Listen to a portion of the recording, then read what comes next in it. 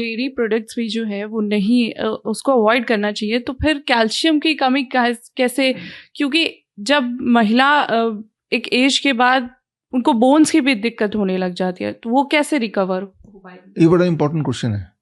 देखिए हम लोगों ने जोड़ा हुआ है कि कैल्शियम का मतलब दूध है ना। दूध क्यों, मैं पूछता हूँ लोगों से, दूध क्यों नहीं पीना चाहते? कैल्शियम से। क्यों कैल्शियम? अब कैल्शियम को जोड़ा हुआ हड्डियों से कि हड्डियां मजबूत होंगी, ये तो बोल रहे हैं ना आप।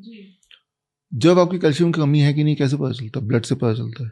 तो ब्लड में कितना कैल्शियम है, हाँ, तो ब्लड में कितना कैल्शियम है उससे उसका कोई कनेक्शन नहीं है हड्डियों में कितना कैल्शियम है।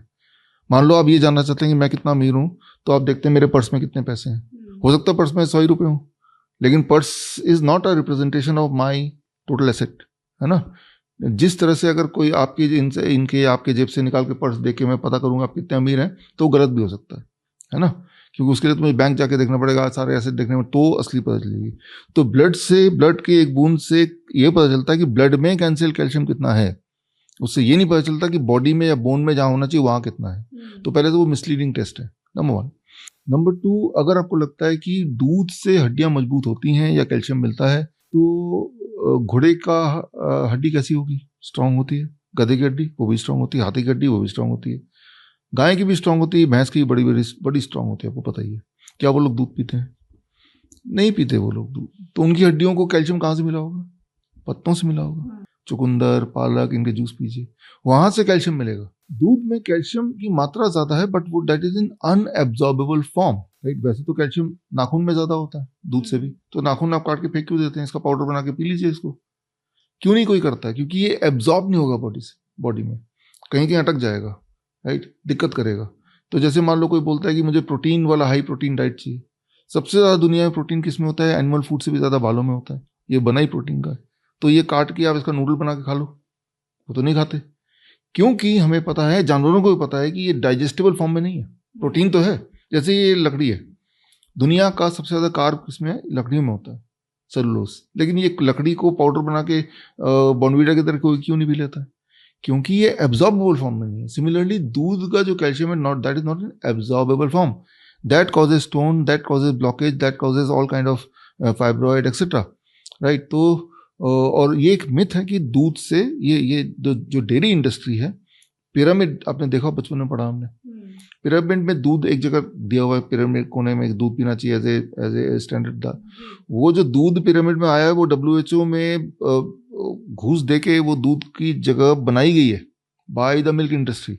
ये एक अलग कहानी है, मेरी एक किताब है why the mortality rate drops when the doctors goes on strike. इस किताब में मैंने जर्नल के रेफरेंसेस दिए हुए हैं, किस तरह से दूध को जबरदस्ती फिट कर दिया गया। वही वाला पिरामिड बचपन से हमें पढ़ाया जाता है तो हमारे दिमाग घुसा दिया गया है।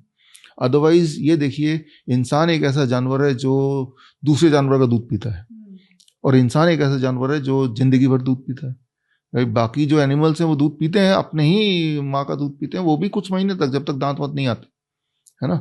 तो दूध की इंपॉर्टेंस है, अपने माँ का दूध।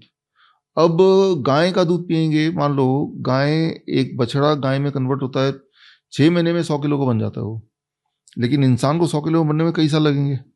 तो गाय के दूध में या एनिमल के दूध में जो growth hormone, that is about 6 to 10 time more, right. तो जब उस तरह की चीजें लेंगे तो हमारे बॉडी में फिर इरप्शंस आने लगते हैं, ये स्टोन कहते हैं, ये ट्यूमर कहते हैं। वैसे भी हम अपने बच्चे को कोई गाय भैंस तो बनाना चाहते नहीं, इंसान बनाना चाहते हैं। तो एक चैलेंज मैं दे रहा हूँ आपके माध्यम से, मेरे बोलने पे ये वीडियो आप देख ही रहे हैं, 15 दिन के लिए दूध छोड़ दीजिए, हमेशा के लिए नहीं। 15 डेज बाद आप अपने आप से पूछिए, क्या मेरी हड्डियों की दर्द कम हुई? क्या मेरी नींद बेहतर हुई? क्या मेरी एनर्जी लेवल बढ़ गई? क्या मेरा ब्लड शुगर पहले से बेटर रहने लगा? ब्लड प्रेशर पहले से बेटर रहने लगा? आपको आश्चर्य होगा, just by making one change, stopping all dairy product. ये सारे बदलाव 15 दिन में आ सकते हैं। अगर तो ये सारे पॉजिटिव बदलाव आ गए तो 15 दिन की जगह 1 महीना करके देख लीजिए कि भाई हमने कुछ बदला नहीं की, सिर्फ एक चीज बदल दिया कि डेयरी प्रोडक्ट नहीं लेना। तो जब 1 महीने में आपको पॉजिटिव रिजल्ट दिखेंगे तो आपको यकीन हो जाएगा कि भाई कि वाकई में मुझे नहीं लेना चाहिए था। और फिर आप उस, वियतनाम है, थाईलैंड है, ये 2 जगह जहाँ मेरे सेंटर भी हैं, तो यहाँ पे दूध का प्रोडक्शन होता है लेकिन वो एक्सपोर्ट करते हैं।